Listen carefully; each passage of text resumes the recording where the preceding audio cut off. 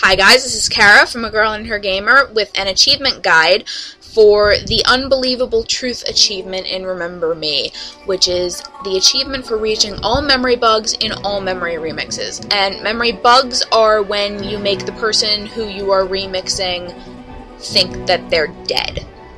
So, on that lovely note, here's how to start it off. There's 4 memory remixes, and the first one is Olga Sedova, in which she is feeding her own memories into her husband David to get him to recover from memorial instability or some bullshit. So, what you have to do is, it's pretty simple. All you have to do is change the memorial flux flow, and it inverts the flow, and that sends David's memories back into Olga's head, which are apparently too much for her to handle, and she dies.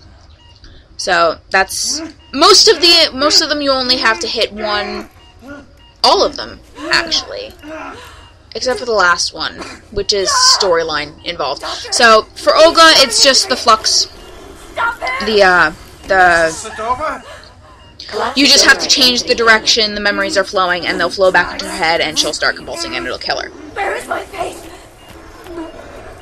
With a fairly drawn-out death scene, we get to watch her convulse for a good minute or so, which is, you know, not traumatizing at all.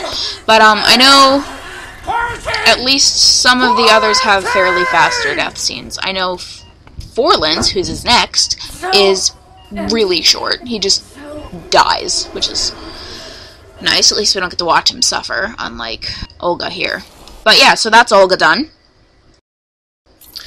Now, when you're killing Forlin, I think his name is, whatever, the guy fighting with his girlfriend, he's fun because you can kill him 2 ways. You can either, in the very beginning when he's throwing his gun up and down like an idiot and not abiding basic gun safety at all, you can either turn off the safety on the gun, which, when he throws it on the table, he shoots himself, or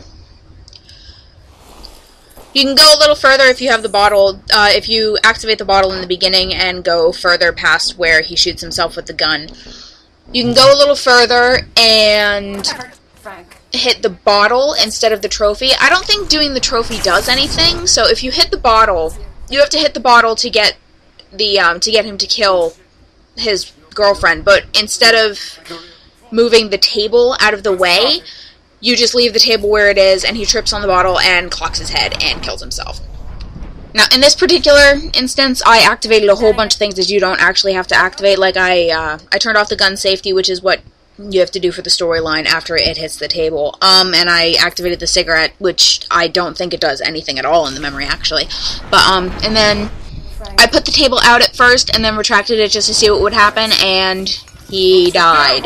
So, that's Forlin done. You can do him twice if you feel like being mean or whatever. And then for Scylla, you have to disable her airbag, which is easy enough. You just, you know, turn off her airbag and she goes through the windshield pretty much. And hers is at the beginning of the memory, so I kind of just fast-forwarded through most of it. But yeah, it's all the way at the beginning, so you just let it play out. And you don't have to change anything else. Now, for me, the achievement popped on Scylla because she's the only one that I didn't manage to kill in my first run-through. But, okay. Yeah, so it pops on her, but it should, you know, if you get them all on the same playthrough, it'll pop on the last one, obviously. But, it's a cumulative achievement across all playthroughs, so if you miss one, you can just go back to the episode that you missed it and play through the episode, and you'll get the achievement. You don't have to do them in order or anything.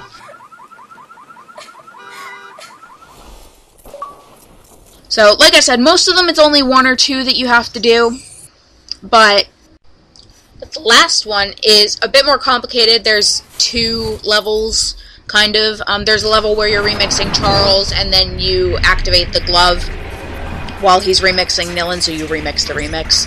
It's like Inception, you know, whatever.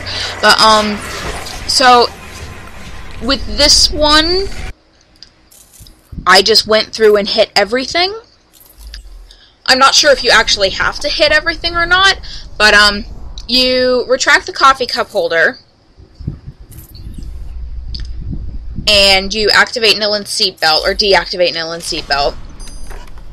The way to get to the memories, like the glitches, is kind of fiddly, so sorry for the backtracking and everything, but yeah, that happens. So she puts her coffee cup on the thing. They started work on the Mary Ferric. When Charles remixes the memory, he opens the bag himself. So that means that the thing that you can, it already opens for you, so you don't have to worry about that. So I just activated the LCD screen. I don't even know if you have to.